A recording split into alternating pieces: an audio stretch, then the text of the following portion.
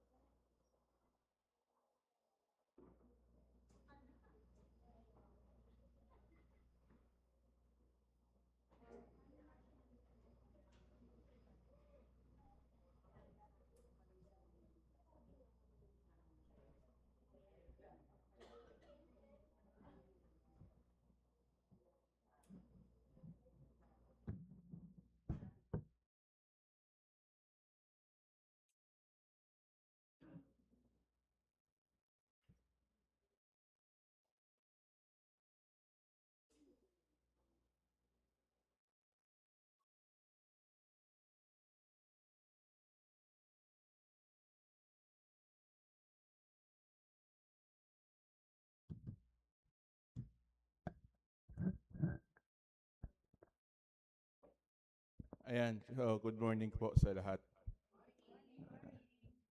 So ako pala ngayon.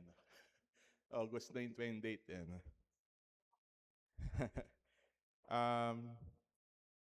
Ayan, so for our housekeeping matters for this morning.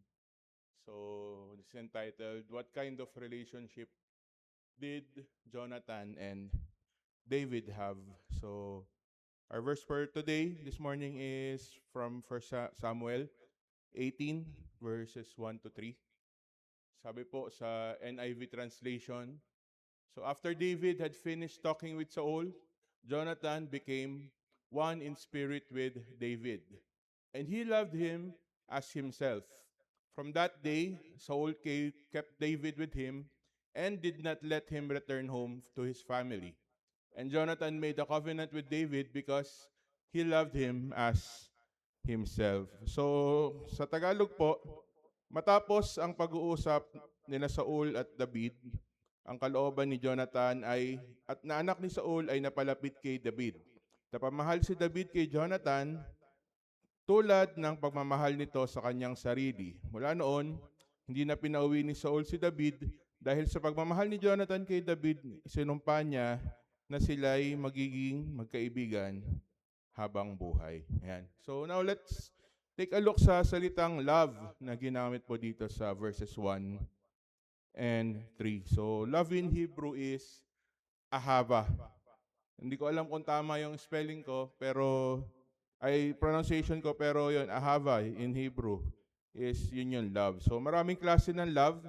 And I recall, napahapayawan na ni Jervis yung mga salitang equivalent nito sa Greek sa kanyang HCM before, no?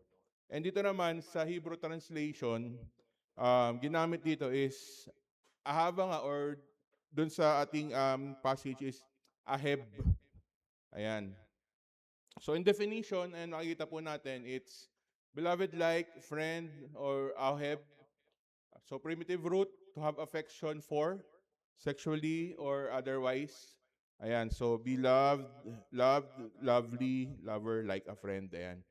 So itong ahave po, or love na ginamit dito, covers a wide range of meanings, hindi lang limited po sa romantic or sexual love. So other forms of love, dun sa same words is used for loving God, loving one's neighbor as oneself, treating foreigners well, sharing friendships, having diplomatic ties, taking pleasure in the work of a subordinate, and even loving inanimate things. Ayan, so sa ibang salin, so tingnan natin sa Good News Translation kung ano yung pagkakasalin nila. Sabi po dito, Saul and David finished their conversation. After that, Saul's son Jonathan was deeply attracted to David and came to love him as much as he loved himself. Saul kept David with him from that day on and did not let him go back home. Jonathan swore eternal friendship with David because of his deep affection for him. And so in the latter verse, meron pang mga examples about love. So second Samuel 1 verse 26 is sabi dito is, I grieve for you, my brother Jonathan. How dear you were to me. How wonderful was your love for me. Better even than the love of women. Ayan. So itong mga talata pong ito is naging controversial at madalas na ma-misinterpret dahil ginagamit ito ng iba bilang justification upang patunayan ang homosexuality sa Biblia. At sa ating panahon po ngayon is lahat ng deep, intimate action is oftentimes interpreted or nagnanarrow down palagi as a sexual impression. And this cultural lens creates confusion sa pag-approach ng iba sa scripture, particularly tungkol po dito sa bond between David and Jonathan na ito. So porket dalawang tao of the same gender, and this also applies to females, ay merong extraordinary emotional bond, it is frequently assumed na there must be a romantic or sexual element involved. Ayan. So, mababasa po natin from the lessons of Bob Utley, no? Sabi niya dito, sa commentary niya dito sa 1 Samuel 18, sabi niya, I don't think there's anything here about homosexuality except in the heart of the people who read this and are looking for something to support their own perverted lifestyles. I'm sorry, I see nothing here of the possibility of homosexuality. What I see here is deep abiding friendship to the point of laying down your life for someone else. So, balik tayo dun sa main topic natin. Ano nga bang klaseng relationship meron si Jonathan at si David? So una, their friendship mirrored the second commandment. Ano po ba yung second commandment? Ayun, love your neighbor as you love yourself. Ayan. So sabi po yan sa Leviticus 19 verse 18. Doon po sa verses 1 and 3, Jonathan loved David as himself. And this indicates that Jonathan was living out yung Jewish law to the highest degree. So he treated David's interest as equal to and often higher than his own. And so mababasa po natin sa 1 Samuel 18 verse 1. Yung in Hebrew, yung paki-flash mo nga bro yung 1 Samuel 18 verse 1. So makikita natin meron diyang salita na yung Tagalog yan bro. Yung next slide. Yung may soul. Ayan.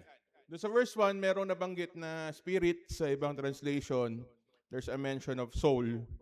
S-O-U-L. Ayan. So in Hebrew, the phrase translated as himself literally uses the word nefesh or soul, life, or self.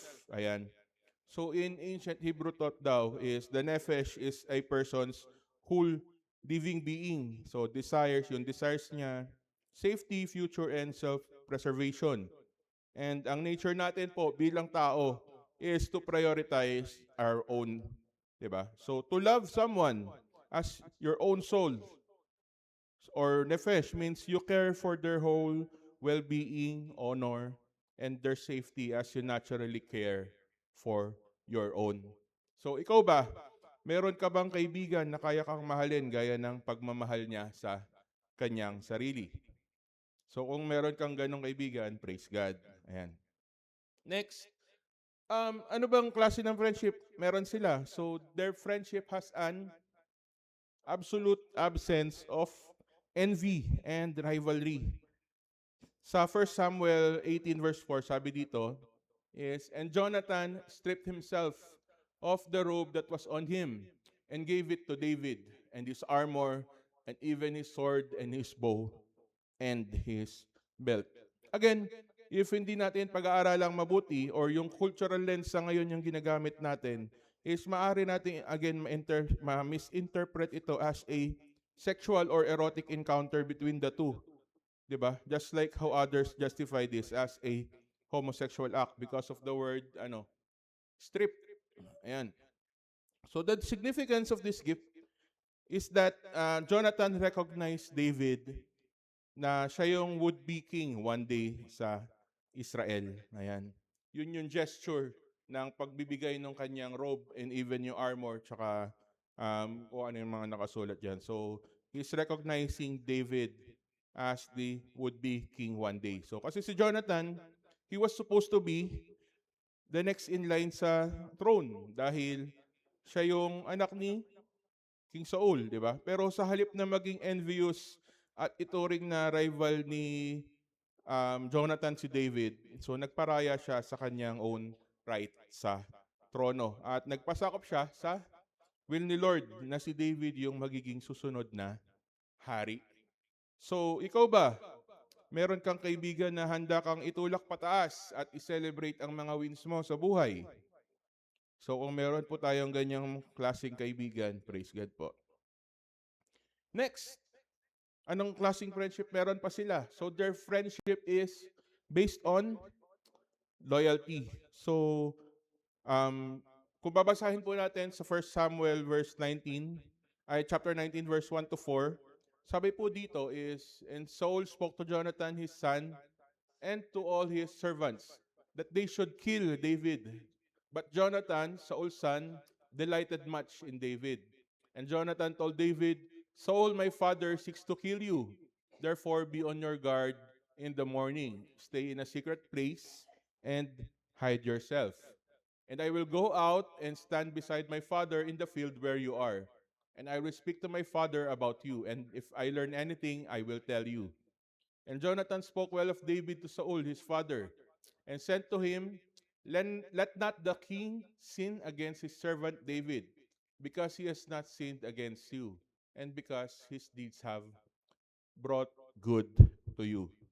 So, in plain truth, so pinoprotektahan ni Jonathan si David sa planong pagpatay sa kanya ni King Saul. Ayan, so naging informant siya ni David and he even interceded with King Saul sa kanyang planong pagpatay. Ayan, so ikaw ba? Meron ka bang kaibigan na handa kang protektahan sa panahon ng panganib? Kung meron po kayong kaibigan na ganyan, praise God po. Ayan. So kung meron kayong mga kaibigan na tulad ng mga nabanggit kanina, so praise God. And kung tayo yung may mga ganitong kaibigan, kung tayo yung ganitong kaibigan sa iba, ayan, mas lalong praise God, di ba? So balik po tayo sa addressing ng practice of homosexuality. By God's design po, yung archetype ng humanity is dalawa lang po. It is only male and female. So kung hindi ka one, is zero ka and vice versa. So higit pa doon, yung design po ng marriage is a lifelong covenant union between one man and one woman. So not between two males or between two females.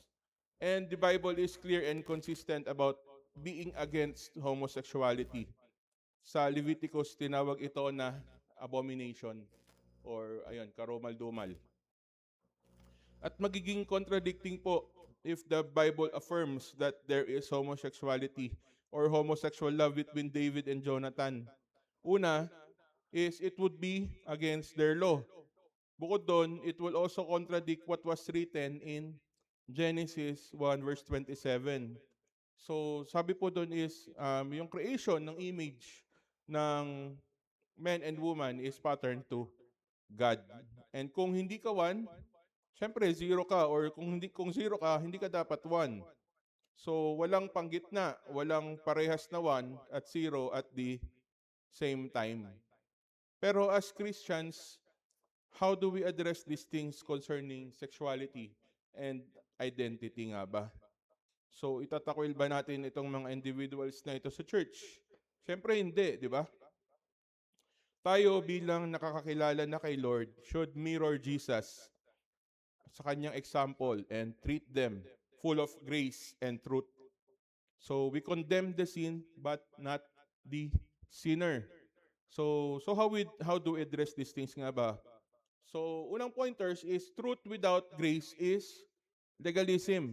So, kung ipipreach natin ang truth but without grace and love, puro harshness, puro self-righteousness lang at judgment yung pinaparating natin sa kanila, is we misrepresent the gospel. So, dito madalas natitrigger yung mga nasa LGBTQ plus community. Sinasabihan sila na sila yung makasalanan, 'di ba? Sa impyerno sila pupunta kapag hindi sila nagrepent, which is the truth naman. But despite the good intentions, kung wala namang love and grace, how can we win over them to Christ, 'di ba? So we experience grace from God, and we should also fully understand that they are also in need of grace from us. Kasi hindi naman sila mawawala ng grace na nanggagaling kay Lord. Again, truth without grace is legalism. Next, grace without truth naman is compromise. Bakit? Kasi if we don't preach the truth, we are altering God's moral standards. So kung puro love and grace lang sasabihin natin sa kanila, mahal ka namin, tanggap ka namin kung sino ka or ano ka, hindi mo kailangang magbago, hindi nga aligned yun sa moral standard ni Lord eh. Diba? So, there is transformation needed. That is why they also need to hear the truth. And by repentance and by the power of God, they will overcome naman, di ba? Kung talagang susunod sila sa will ni Lord. So, there should be a balance of grace and truth. So, God offers unconditional love and forgiveness to those who turn to Him, pero may clear and non-negotiable standards si Lord para sa atin. So, in conclusion, so yung account ni David and ni Jonathan is an example of true biblical friendship, which involves pure love, loyalty, sacrifice, protection, and yes po, merong ito emotional attachment. And para sa ating takeaway, una, let us cultivate holy friendships more. Ayan, so we need godly brothers and sisters who will fight for us, encourage us, pray for us, and stand by us in life's hardest moments. I encourage everyone, lalo na po yung youth, to have friends of the same gender with whom you will share this kind of relationship or itong holy friendship na ito. But I'm not saying na umiwas kayo sa pagkikipagkaibigan with the opposite gender. Rather, deepen or cultivate your friendships with the same gender. Find someone who will keep you in check and magiging accountable kayo sa kanila and sila sa inyo. Be someone like Jonathan who expresses genuine love and care para kay David. Diba? This is part of us loving one another. Yun yung nasa ating mission. So God designed friendships, both philia and agape, to provide companionship, accountability, and joy outside a romantic relationship. And lastly, let us extend welcoming grace. So the Church of God must be a place where every person can hear the good news of the gospel. Mapa LGBTQ pa yan, ex-con, addict, and etc. Walang exception. So sila nga yung mission field, di ba? Kasi kung tutuusin, tayo were also once sinners din.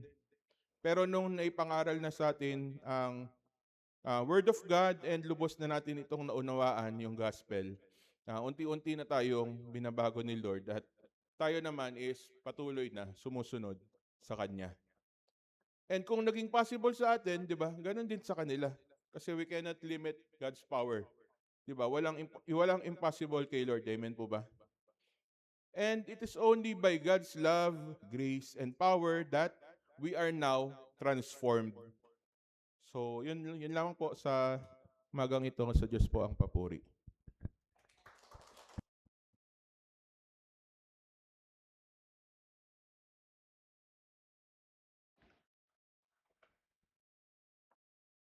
JB, tay.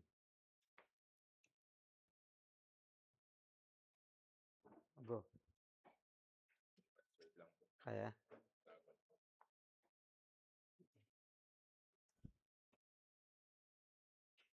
Amen. Praise the Lord. So, pag-pray natin si Sam kasi last week pa siya nag-struggle sa kanyang, ano yun, sa likod, oh.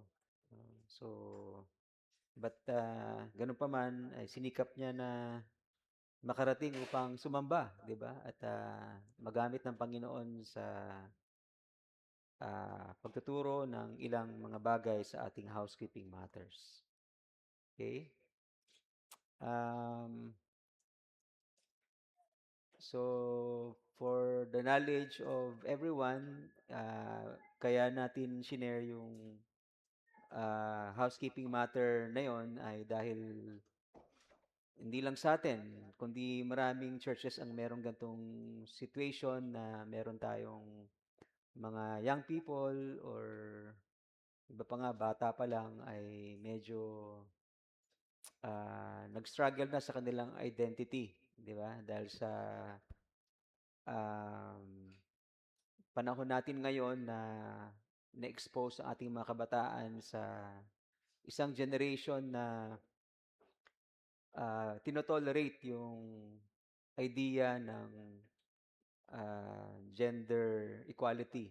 Okay, so I hope sa pamagitan nun ay naliwanagan tayo at umaasa tayo na yung mga nasa gantong stage ng kanilang buhay ay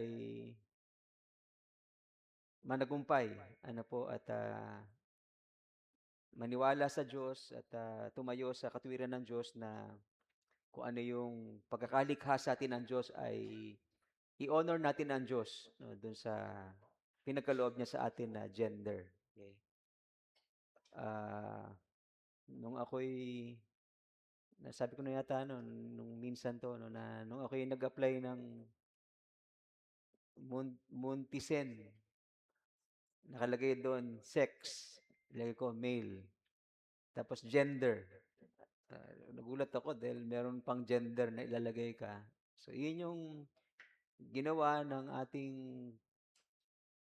henerasyon na pinagpilitan yung kanilang ideology tungkol dun sa gender equality, particularly sa linya ng LGBT community. Kaya meron tayong ganito ngayong hinaharap na challenge, no, lalo na yung mga kabataan na importanteng magabayan natin. Okay? So, yun po. Now, para sa ating mensahe ng Panginoon sa atin for this morning,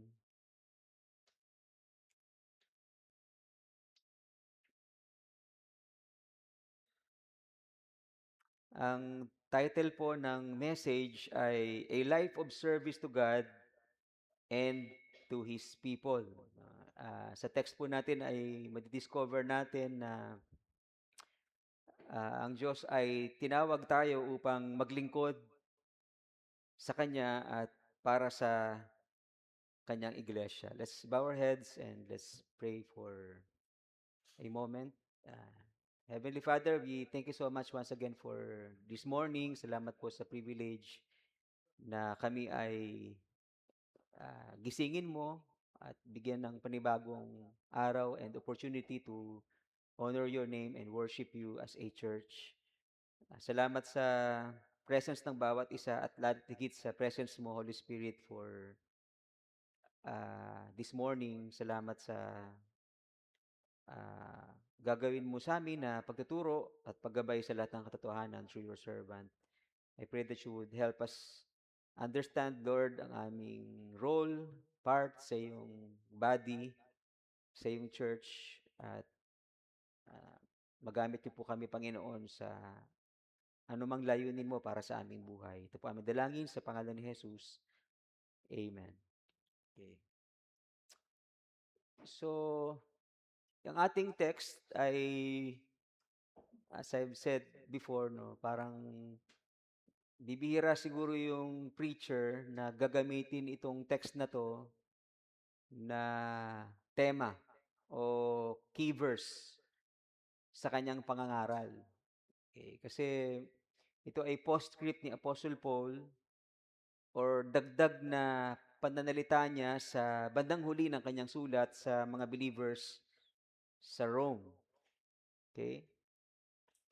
Ah, at ang tanong sa atin, kung atin ipipilit na ito'y gawing teksto upang ipangaral ang salita ng Diyos, ano yung mensahe ng Diyos na makukuha natin sa postscript, sa pagbati na isinulat ni Apostle Paul sa kanyang letter na we believe na parte ng canonized scripture or Bible, no, na inspired by God.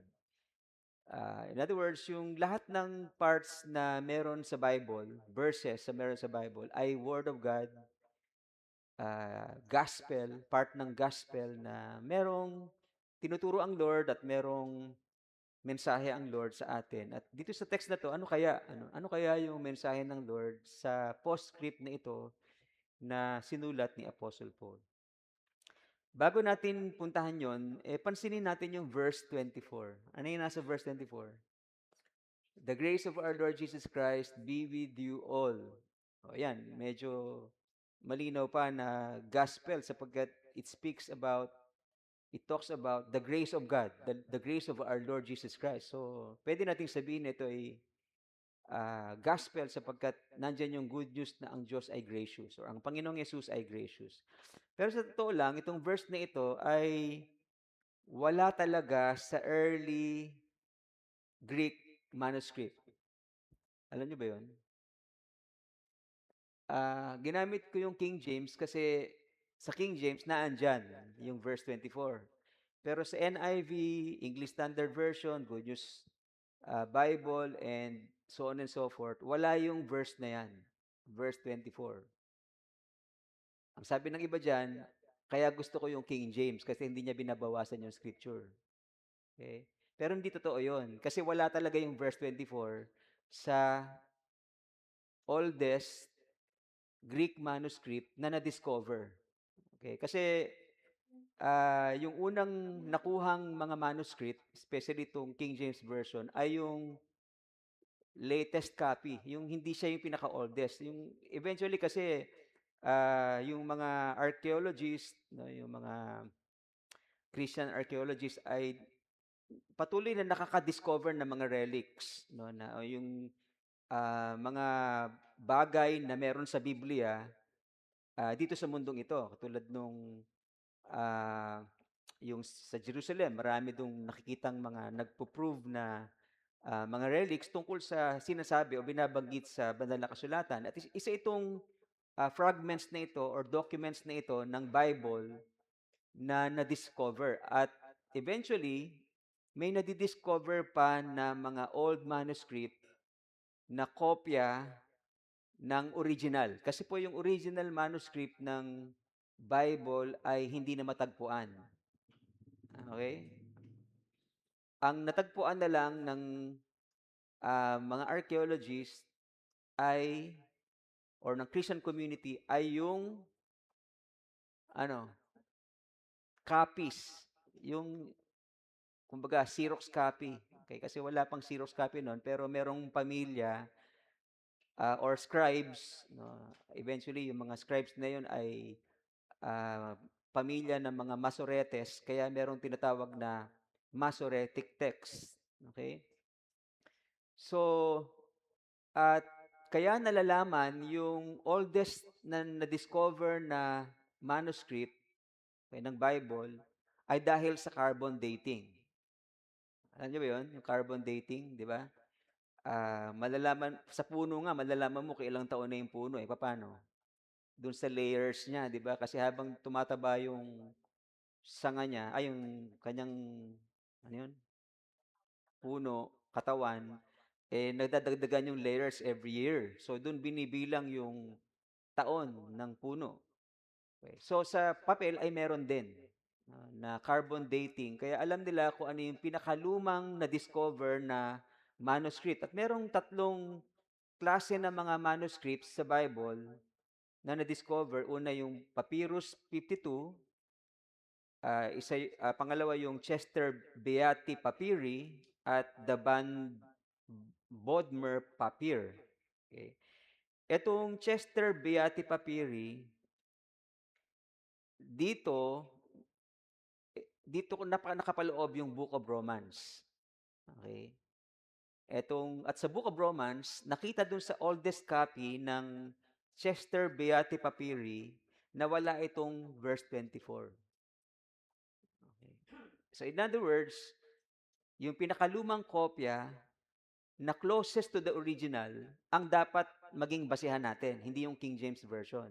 Di ba? Kasi yung King James Version, kaya niya dinagdag yan ay dahil dun sa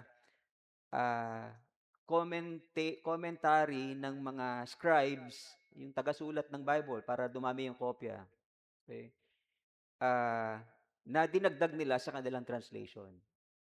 Okay. So, mangyari yung mga tagalimbag ng Bible o taga-duplicate ng Bible nung araw ay mga scribes na nagiging teachers din ng Bible dahil sa kanilang mastery ng kanilang sinusulat. Imaginein mo, ikaw, buong buhay mo, taga-kopya ka ng Bible, di ba? So, na-memorize mo yung Bible. At ikaw ay may kakayanan na ituro yung scripture. At dahil ito yung isang Christian community na pinapaliwanag ang scripture ng mga apostles at ng mga bishops, so eventually may mga scribes na nagdagdag ng commentaries para ma-preserve yung interpretation ng isang talata or katulad itong verse na ito na may isaayos yung structure ng panghuling pananalita ni Apostle Paul. So, itong verse 24 na to ay dagdag ng mga scribes. Okay? Kaya wala ito sa closest the original na copy ng Bible. Okay? Or ng New Testament. Ito yung itsura nung Chester Beatty Papyri. Yung Chester Beaty, kinuha yun sa pangalan ng nakadiscover. Okay? Papyrus yan, papel, na kina-carbon date para malaman kung ilang taon na to. Okay? So, at part ng mga na-discover na papyrus na ito, papyri na ito ay nandun yung Book of Romans na wala dun yung verse 24. Okay? So, hindi binabawasan ng NIV ang scripture. Maling paratang yon. In fact, ang King James pa nga ang nagdadagdag. Okay? At di naman masama yon sapagkat yun ay ang layunin ng mga scribes ay para ituro sa Christian community kung ano yung dapat nilang maintindihan para ma-preserve yung truth, para may saayos yung structure ng letter, etc. Okay? So, going back, ano yung pwedeng makuha natin na mensahe mula sa Diyos sa ating text? Ano kaya palagay nyo? Doon sa postscript mga pagbati na binanggit ni Apostle Paul, ano yung mensahe ni Lord sa atin? Romans chapter 16:21-23. I'd like us to notice yung mga naka-highlight dito, yung fellow worker, ano pa, writer, host, and city treasurer. So siguro dyan sa mga highlighted words na yan ay pwede tayo mag-reflect at mula doon makita natin kung ano yung gustong ituro sa atin ng Panginoon, sabihin ng Panginoon sa atin bilang isang mensahe at nang sa gayon ay malaman natin ang kalooban ng Panginoon. Okay? Well, hindi natin babanggitin na binanggit dyan si Quartus. Okay? Hindi yan maraming kwarto. Quartus, pangalan niya ng isang tao na ang interpretation ng iba, yan ay kapatid ni, saan yun? Si Tertius. Kasi ang literal meaning ng Tertius ay third. Ang literal meaning sa Latin yun, ng Quartus ay fourth. So, kaya baka magkapatid yung dalawang ito na si Tertius at saka si Quartus. Okay? Kaya sinabi diyan a brother, di ba? Si Quartus, our brother Quartus. So hindi natin babanggatin hindi natin matatalakay si Quartus sapagkat walang masyadong significant na binanggit tungkol sa kanya. Bukod tangi siya dun sa ibang mga binanggit dito, katulad ni Timothy, si Lucius, Jason na fellow worker, si Tertius na writer ni Apostle Paul, at sino pa? Si Gaius, okay? Na host. Now, so ang gusto kong makita natin sa talatang ito na ating pag-aaralan ay yung mga katotohanan. Magsimula tayo dun sa mga katotohanan na pwede nating makita sa talatang ito. Una po, ang Diyos ay tumatawag ng Christian workers para sa full-time church work. Okay. So, yung simple lang na mensahe ng Lord na siguro pwede tayo mag-reflect at matuto at siguro para mahamon din yung iba na maari may calling sa pagpapastor. Romans chapter 16 verse 21, Timothy, my fellow worker, greets you, so do Lucius and Jason and Sosipater, my kinsmen. Okay. Lumalabas na hindi lang si Timothy yung fellow worker ni Apostle Paul, kundi si Lucius din, Jason, and Sosipater, sapagkat so do ang ginamit, di ba? So do Lucius and Jason and Sosipater. So in other words, itong apat na binanggit ni Apostle Paul ay fellow worker niya. Pag sinabing fellow worker, maring ituring silang full-time church workers.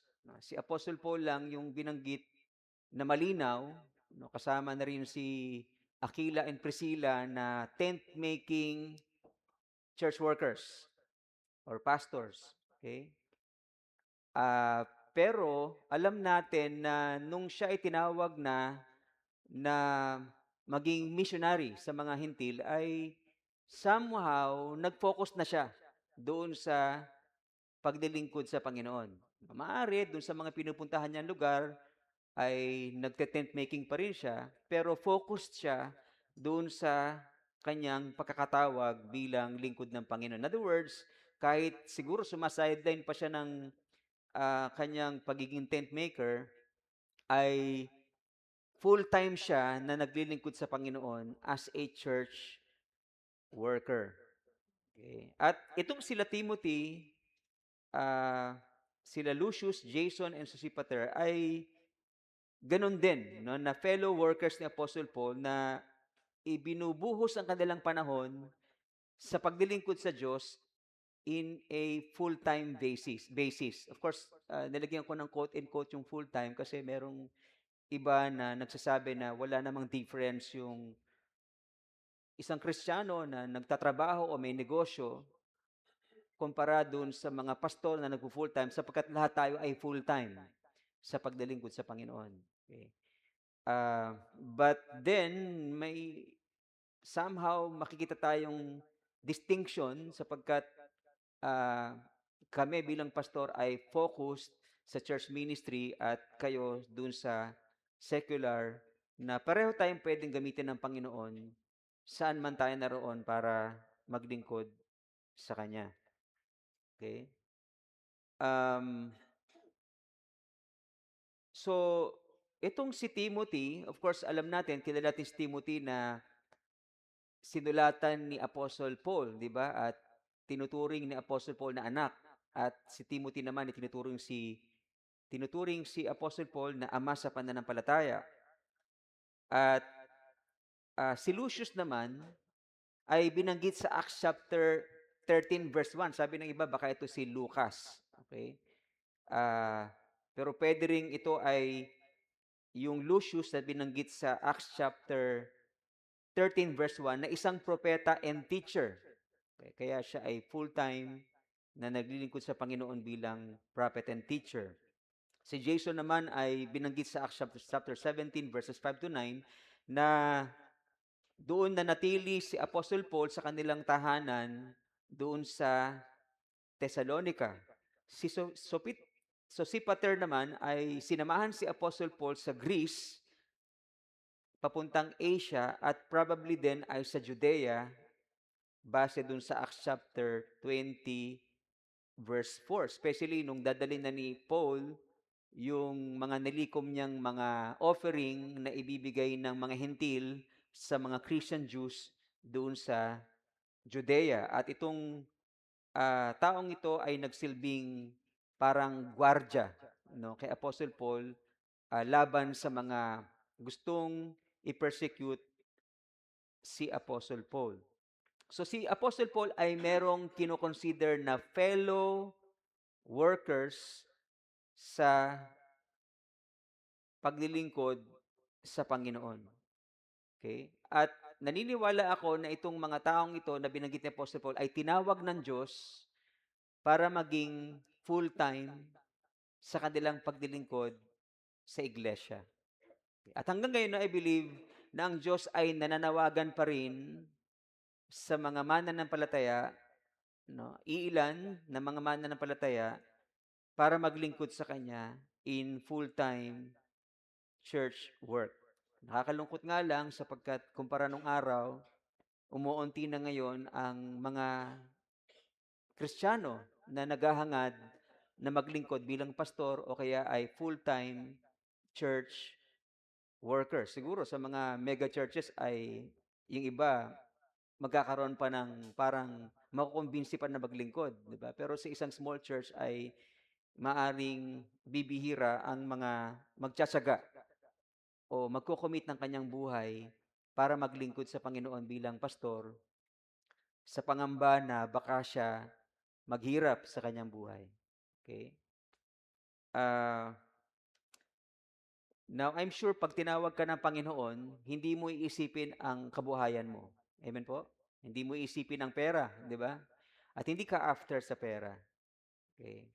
At maraming nagsubok na maglingkod sa Panginoon in full-time church work, pero dumating sa punto na nahirapan sapagkat lalo na sa maliliit na churches na nag-struggle ang mga members sa pagbibigay. Okay? That's why I believe also na kapag tinawag ka ng Diyos, ay merong i-raise si Lord na supporter para sa'yo. Okay? Upang sa gayon ay matugunan ang lahat ng pangangailangan mo at ng iglesia sa kanyang gawain. Now, kung sakali na meron sa ating tinawag ng Diyos na maglingkod bilang isang full-time church worker or pastor, or kahit hindi pastor, basta isang full-time church worker, no, kahapon nagkausap kami ni Pastor Teddy at napag-usapan namin yung kasi doon binurol yung pamangkin ko sa pinsan, si Aaron, na doon sa junior church. Dahil junior church yun, napag-usapan namin yung pagtuturo sa mga bata. Naikwento ko sa kanya yung ating kids outreach, no, at naikwento naman niya yung kasalukuyang problema nila sa church sapagkat wala silang CE director. Okay. Buti na lang sa atin kahit wala tayong CE director, meron tayong Metro Ministries na pwedeng na tinutulungan tayo sa materials, na pagtuturo sa mga bata at sa training ng ating volunteers at meron pang perks na mga sponsors sa mga piling mga kabataan na meron silang foster parents. Ah, at of course, mula doon, naisip namin, dalawa ni Pastor Teddy, yung kakulangan ng mga manggagawa, no, na bibihira ang mga kabataan ngayon na nag-aspire na maging full-time church worker. Ngayon, kung sakali, tinatawag ka ng Diyos na maging pastor o kaya ay church worker, ano kaya yung magiging basihan natin? Paano natin masasabi na tayo ay tinawag ng Diyos para magpastor or maging full-time church worker? Nung minsan tinanong ko ni Ate Sally niyan, Pastor, paano mo nalamang ikaw ay tinawag ng Diyos na maging pastor? Okay. Ito yung mga pwedeng kasagutan. Una, God will allow you to see the need. Okay. Paparamdam ng Lord sa iyo yung pangangailangan para ikaw ay tumugon sa kanyang panawagan. Sa 1 Corinthians 9 verse 16, sabi ni Apostle Paul, "For I preach the gospel that gives no ground for boasting, for necessity is laid upon me." Nakita ni Apostle Paul yung pangangailangan na i-preach ang gospel at dahil doon siya ay tumugon sa panawagan ng Diyos na mag-preach sa mga tao alang-alang sa kanilang kaligtasan. So kung ikaw ay tinawag ng Lord na maglingkod sa Kanya in full-time basis, pastor man o hindi, well, ilalagay sa iyo ng Diyos sa iyong puso yung pangangailangan na yon. Nakikita mo na kulang ang magagawa at pinapakita sa iyo ng Diyos yon upang ikaw ay tumugon sa panawagan. Pero hindi lang yon. Pwede ring ilalagay ng Diyos sa iyo yung burden para sa mga tao. Magkakaroon ka ng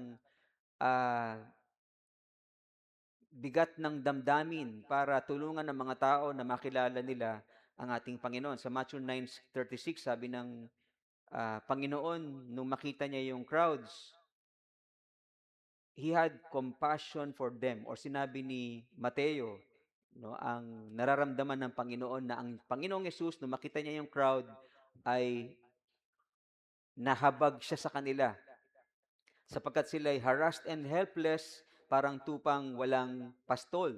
So, ang Panginoon ay meron nitong bigat ng damdamin, burden, compassion para sa mga tao na eventually yung mga tinawag ng Diyos ay para magpastor ay nilalagay din itong compassion na to. Yung damdaming ito para sa mga taong ligaw at nangangailangan ng pastol or pastor. Okay? At pangatlo, God will put this desire in you. Kaya ako, alam ko tinawag ako ng Panginoon sapagkat nakita ko yon, lalo yung number 3 na nilagay ng Lord sa puso ko yung desire na yon na maglingkod sa Kanya in full-time basis. Sa 1 Timothy chapter 3 verse 1, the saying is trustworthy if anyone aspires to the office of overseer. Yung word na overseer dito ay synonymous with pastor and elders. Okay? Pastors and elders. So, magkakaroon ka ng aspiration, magkakaroon ka ng desire na maglingkod sa Panginoon bilang full-time church worker or pastor kapag ka ikaw ay tinawag ng Diyos sa gawaing ito. Right? So, hindi ko alam kung sino sa inyo ang pasado sa tatlong yon, kung sa palagay mo tinatawag ka ng Lord para sa full-time church work, pwede mong i-express yun sa church leadership, sa akin or sa church leadership, para ikaw ay tulungan ng church na ah, ikaw ay magampanan mo yung panawagan na yon ng Diyos sa iyo bilang pastor or church worker. Ipapadala ka namin sa Baguio no, para mag-aral sa seminary, no, at nang sa gayon ang gawain ng Panginoon ay magpatuloy habang meron siyang nire-raise ng mga bagong leaders and church workers sa kanyang iglesia. Pangalawa na nais kong makita nating katotohanan sa ating talata is that God is using others' skills or talents for His purpose. Okay? May ibibigay sa iyo ang Diyos na talento. Of course, itong sa ating text, ang binigyan ng Lord ng talento rito ay si Tertius or third, di ba? Sa literal na meaning niya sa Latin. Ah, si Tertius ay sinabi rito na nagsulat ng letter. Di ba nakakalito yun? Akala ko ba si Apostle Paul yung nagsulat ng Book of Romans? Well, typical sa mga authors ng New Testament na sila ay merong sariling scribe, tagasulat, tagalimbag. No, sabi ni Bob Atley, baka si Paul din ay merong problema sa mata sapagkat meron siyang binanggit na thorn in the flesh, no? At bukod doon, kailangan niya ng isang tagasulat or scribe nga, no? Sapagkat yung scribe ay trained no, na magsulat sa isang parchment na ng maliliit na letra para pagkasyahin at tipirin yung papel kasi mahal din yung papel sa panahon nila. Doon sa isang maliit na papel ay may i-maximize yung gamit ng papel na yun sa pamamagitan ng pagsulat ng maliliit na letra. Okay? So, si Tertius ay skilled bilang isang scribe. Ang pagsusulat, paglilimbag ay isang skill na dapat matutunan ng isang tao para siya ay makapagsulat, no? At sa panahon nila ay very particular yung pagsusulat na yon na ah, ah, ginagawa ng isang expert, no? Doon sa paggamit ng calligraphic pen. Okay?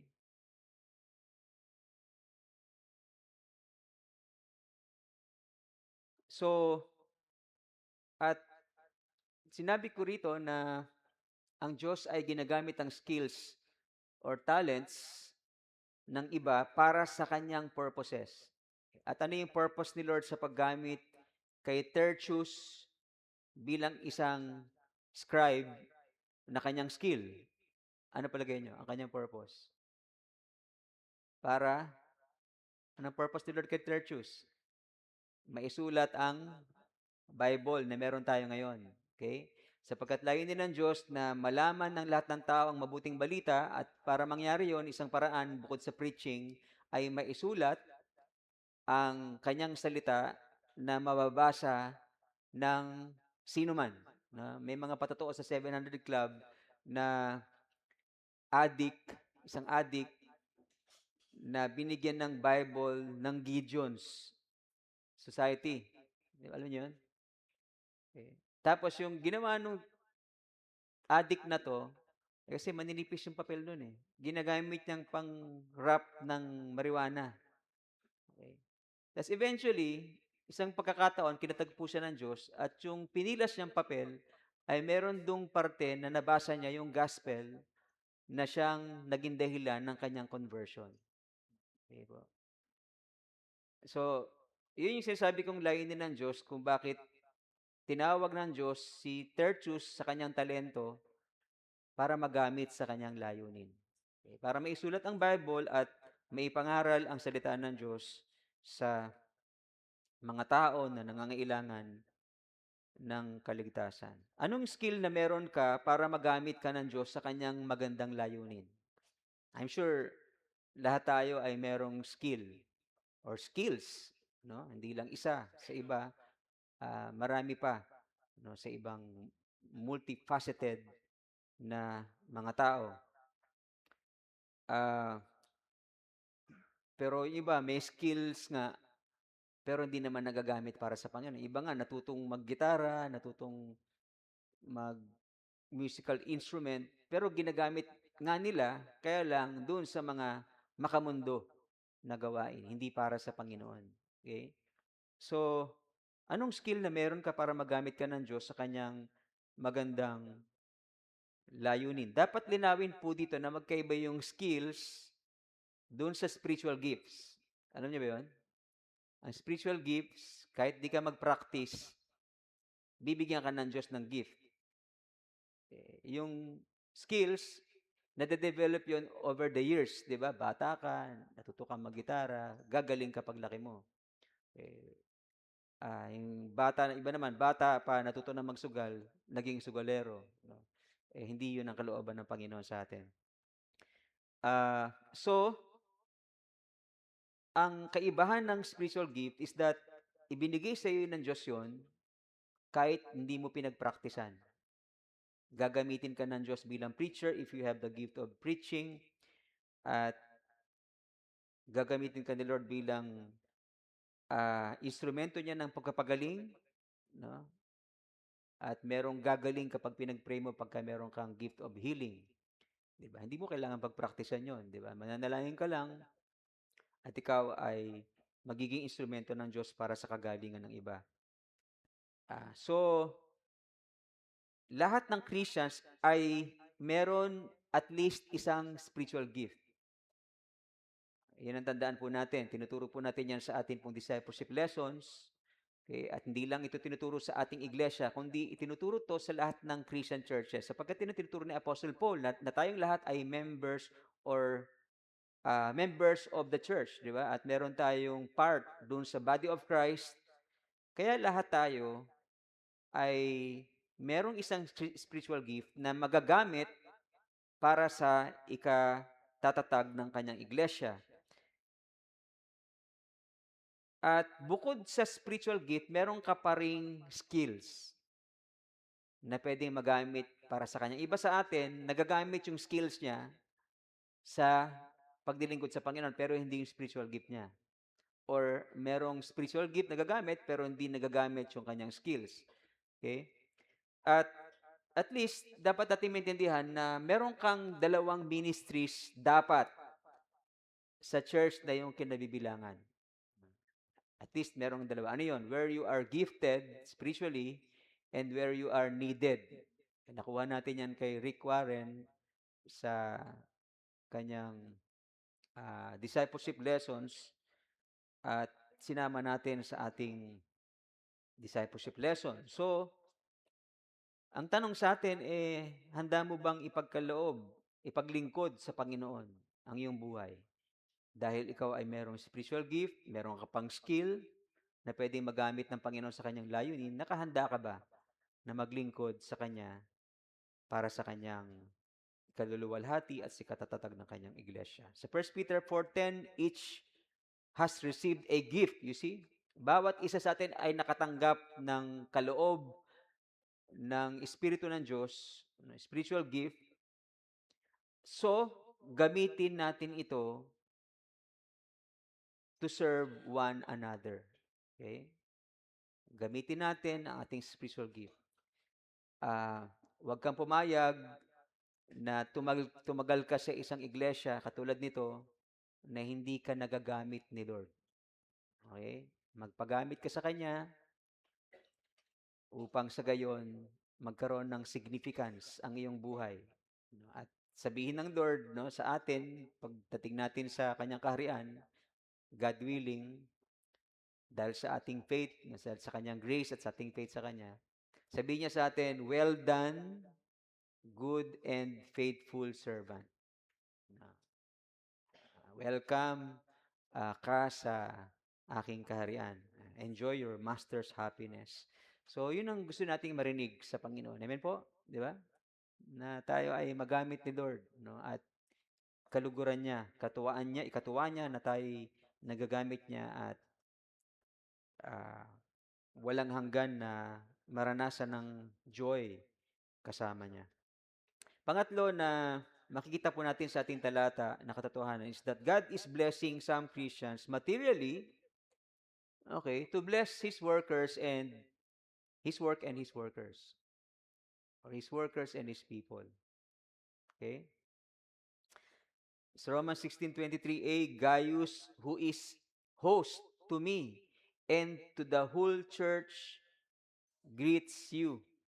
Okay? Si Gaius ay nagsilbi, naglingkod bilang host. Ano yung host? Yung hostess, alam niyo yung hostess, di ba? Medyo may pagka-negatibo kung doon sa ermita mo pag-uusapan yung hostess. Pero yung host na binabanggit dito ay neutral word, no? Isang noble work para sa Panginoon, paglilingkod na pwede mong gawin na ikaw ay maging host para sa lingkod ng Diyos. Okay? Mangyari, sa Old Testament pa lang, sinanay sila ng Diyos na, di ba, alam niyo yung batas, utos ng Diyos sa kanila dahil kayo naging stranger, no? Mula nung kayo tinawag ko sa Egypt, na kayo ay naging stranger, naranasan nyo na wala kayong matirhan. So therefore, ngayon na kayo ay nasa land of Canaan na, pag merong stranger na dumating sa inyo, patuluyin ninyo. Okay. Ito yung host na tinatawag. Host ka or hostess, no? Para doon sa mga itinerant missionaries, no, na galing sa ibang lugar, patuloyin mo sa iyong tahanan. Kaya nga, ang utos ng Panginoon sa 70, di ba? Pagka nag-preach kayo, wag kayo magdala ng purse, ng pitaka, no, para kayo ay magdala ng pera, sapagkat ako magpo-provide sa inyo. Kumatok kayo sa pintuan na pag tinanggap kayo ay makituloy kayo. Yun yung host, di ba? Yung nagpapatuloy sa mga lingkod ng Diyos para sila ay pakainin, patulugin, no, ng libre. Yun yung role ng host. At yun ang ginagawa ni Gaius, no, na paglilingkod, hindi lang kay Apostle Paul. Sabi ni Apostle Paul, ganun ang ginawa sa akin ni Gaius. Hindi lang sa akin, kundi sa buong iglesia. So, si Gaius ay very hospitable, na pinapatuloy ang sinuman na nangangailangan sa kanyang tahanan. Okay, naalala ko yung nagkwento si Rean kagabi. Tatay ko, pinapasok yung yung mga bata kasi Pasko, gusto mangaroling. Tapos, ah, tinanong yung mga bata, tuwan-tuwa siguro sila kasi baka siyempre, iniisip nila bibigyan sila ng regalo or mamamasko sila. Ang tanong ng tatay ko, ano yung ibig sabihin ng Pasko? Walang nakasagot. Sige, uwi na kayo. Hindi niyo nasagot. Ayan. Pero nagbibiro lang ang tatay ko noon. No? Ang tatay ko naman, nagbibigay. No? At marami ng best nila nabigyan yung batang yun. Kaya yung mga panahon na yun, biniro siguro. Okay. So, yung host ay nagpapatuloy at nagmamagandang loob sa mga lingkod ng Diyos at sa buong iglesia. At maari, hindi lang ito pagiging hospitable sa pangangailangan ng mga kapatiran, kundi si Gaius din, dahil pinapatuloy niya ang mga Christian sa kanyang iglesia, ay maaring nagiging house church din. At for more than at least 200 years, naging practice ito sa New Testament na ang church meeting ay ginagawa house to house. So meron lang ilan doon na mga mayayaman siguro, malalaki yung bahay, na pwede magpatuloy ng sapat na bilang ng mga Kristiyano para mag-worship. Ng iba nasa labas na ng bahay. At yung si Gaius ay isa sa mga host na yon. Host na yon. Right? Na pinaglilingkod ng kanyang buhay sa pamagitan ng pagiging hospitable sa pamilya ng Diyos. Okay. Ikaw kaya mo kayang ipagamit ang bahay mo, tahanan mo para sa gawain ng Diyos? Dati meron tayong mga pinili na mga KD, ano yan? KD centers, di ba? Mga bahay na doon pwedeng mag-Bible study yung mga kapitbahay. Okay. Magandang ituloy natin ulit, di ba? At ginagawa naman patuloy din ng mga kababaihan natin, mga kabataan, ang mga D-groups sa iba't ibang lugar, Bible studies. At maganda na meron pa rin mga tahanan sa atin na handang magpatuloy ng alang-alang sa gawain ng Panginoon. At maganda rin, no, sana kung meron tayong mga missionaries na galing sa ibang bansa, ipatuloy natin sa ating tahanan.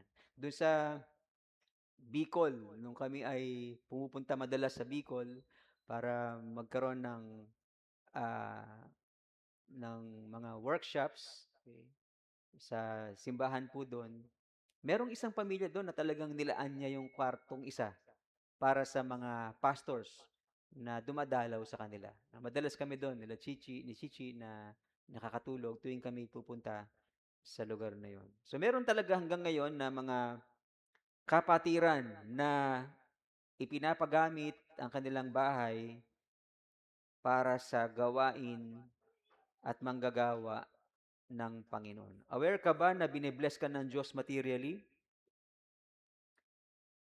Yung binigyan ka ng bahay, sasakyan, meron tayong kapatiran, bumili ng sasakyan para magamit hindi lang sa kanyang negosyo, kundi sa missions. Right? Ikaw ba, ano ba ang blessing na tinatanggap mo sa Diyos materially?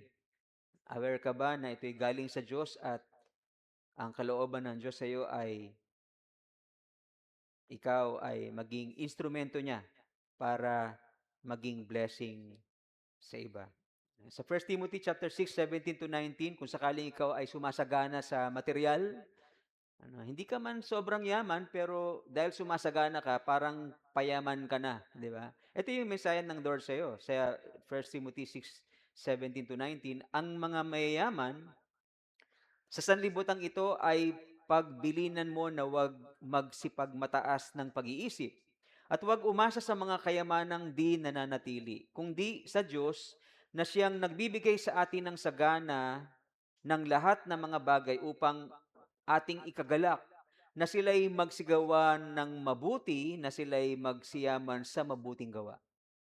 Nang sila'y maging handa sa pamimigay, maibigin sa pamamahagi, na nag-iipon ng kanilang sarili sa isang mabuting kinasasaligan para sa panahong darating, upang sila'y makapanangan sa buhay na tunay na buhay. Okay? So may instruction sa atin kung sakaling tayo bine-bless materially ni Lord. May instruction sa atin na pinapayaman ka ng Diyos para maging mayaman sa mabuting gawa. God is blessing you so that you will in turn be a blessing to others, especially to the family of God. Deuteronomy chapter 15:11, sa Old Testament pa lang, sinabi na ng Diyos sa mga Israelita, sapagkat hindi mawawala ng dukha sa lupain. Kahit nasa Kanaan na kayo, lupang pangako, hindi kayo mawawalan ng mahirap, dukha. Kaya't aking iniutos sa inyo na aking sinasabi, bubukhin ninyo, buksan ninyo ang inyong mga kamay sa inyong kapatid, sa nangangailangan sa inyo, at sa dukha sa inyong lupain. Okay? Kaya mahirap paniwalaan yung yung prosperity gospel. Kasi sabi ni Lord, hindi mawawalan ng mahirap sa inyo. Okay? Kasi may mga times na may undoy, di ba? Merong disasters, natural calamities, na yung iba pa ay nalulugi sa negosyo. So, maghihirap yung iba at kailangan tayong maging bukas ang ating palad sa bawat isa. At the reason why the Lord is blessing you is so that you will you will in turn become a blessing to others. Now, kung sakaling ikaw ay meron, lahat naman tayo siguro meron. Iba, meron sila ng 10 piso, di ba? Iba naman, merong 10,000. Meron namang iba, 10 milyon. Okay. So ano ang gagawin natin pag meron tayong pera? Paano natin to i-spend wisely as a Christian? Palagay niyo paano? Anong una mong ginagawa pag may pera kang tinatanggap? Ha? Ako nung araw, nung bata pa ako, natuto akong mangupit. Merong yung tatay ko nung 25th anniversary, meron silang, yung aras. Natatawag ko yun na peras, aras. Kasi maraming peras. Tinago yung sa cabinet. Yung cabinet. Buhay pa yung cabinet yata na yun, na kay Kuya Buddy. So, akala ko ako lang kumukupit. Meron, pati mga kapatid ko pala kumukupit din. So, pag nakakakuha ko ng malaking piso, nakakabili ako ng ganyang karaming choknat. Daming chocolate. Piso, ganyan karaming chocolate. So, pag may nakakuha ko ng pera, yun agad naaalala ko, chocolate. Ikaw kaya, ano kaya naalala mo pagka nakakapera ka? Pansarili o naalala mo rin ang Diyos, di ba? So, siguro, para makatulong sa atin, una mong isipin na ibigay yung portion na dapat para sa Diyos. Okay. May nabasa ako sa Facebook na yun daw nagtuturo ng tithing, false teachers daw. Bahala sila sa buhay nila. No? Kailangan nilang matutunan ng hermeneutics para matuto din sila kung paano i-take ang scripture. Okay. We believe na yung tithing ay meron dong biblical principle na tinuturo sa atin si Lord na tayo ay magbigay. Okay? At the same time ay umasa na pag nagbigay tayo, bibigyan niya tayo. Amen po? 'Di ba? Kasi ang Lord hindi nagbabago eh. Nagbabago ba si Lord? Hindi naman, 'di ba? So pareho siya ng dealing sa Old Testament, pareho din siya ng dealing sa New Testament. God is gracious ever since, God is still gracious until now. Sinabi na Lord sa Old Testament sa mga Israelites, pagka nagbigay kayo, yung durungawan ng langit, bubuksan ko para ibuhos sa inyo ang pagpapala at yung inyong kaban, hindi hindi mauubusan, di ba? Kung paano si Lord nag-deal sa mga Israelitas sa Old Testament, ganun din siya ngayon, sapagkat God never changes. Kapag nagbigay ka ng portion na ibibigay mo kay Lord, tapat si Lord sa kanyang pangako. Bibigyan ka niya ng sapat at higit pa sa iyong pangangailangan upang ikaw ay maging patuloy na blessings sa kanyang iglesia at sa iba. So, magbigay tayo, huwag tayong matakot, no?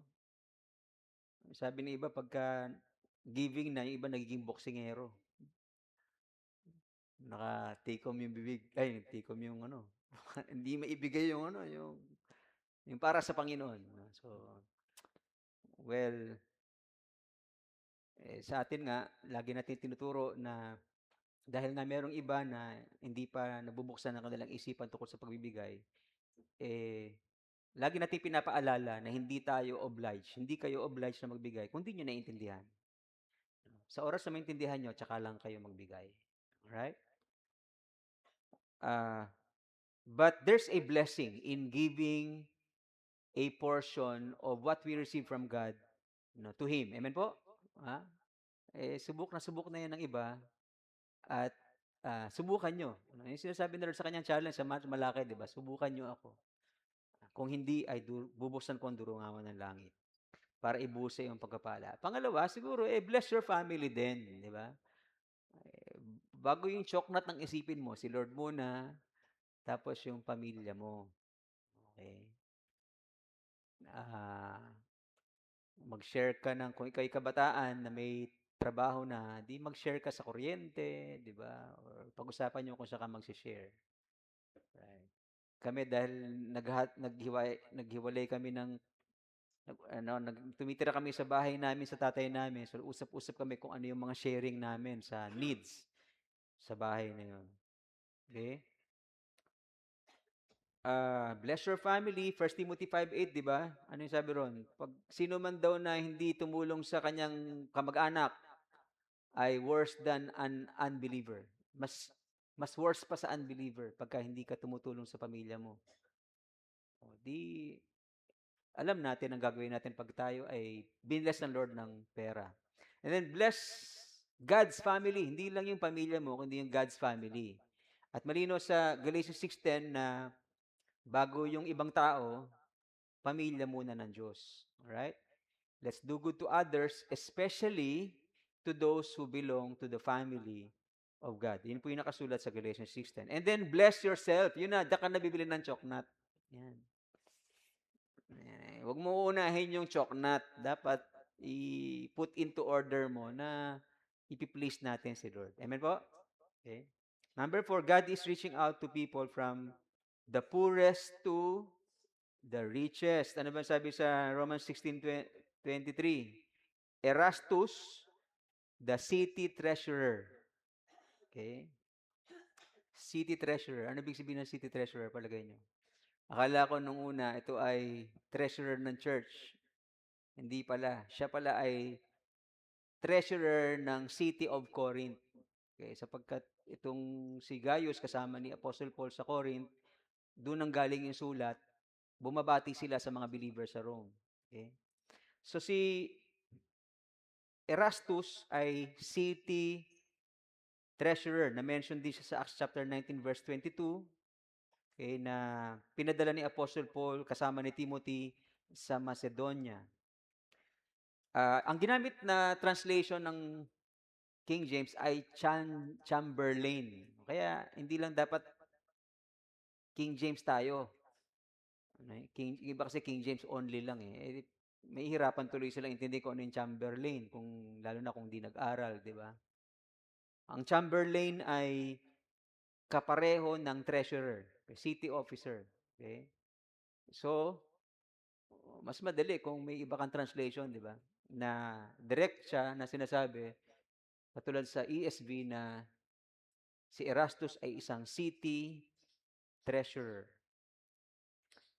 At ang ibig sabihin nito, anong silbi kung malaman natin na si Erastus ay isang city treasurer? Ang ibig sabihin nun, si Erastus ay merong social status, di ba? At sa kanyang social status, at the same time, siya ay wealthy. Alright? Ano implication nun? Ang implication nun, hindi lahat ng Kristiyano mahirap. Okay? Meron ding mga wealthy. Meron ding mga opisyal ng bayan. Di ba? Meron tayong kapatiran na lagi nating inaalala tuwing eleksyon, di ba? Ang mayor natin ngayon ay congressman na, at parehong mayor and congressman natin ay believers in Christ. Okay? Si Zacchaeus din ay mayaman din yun, ha? Kasi siya ay chief tax collector. Si Joseph of Arimathea, wealthy siya at very well known sapagkat nakuha niya na ipalibing si Jesus, di ba?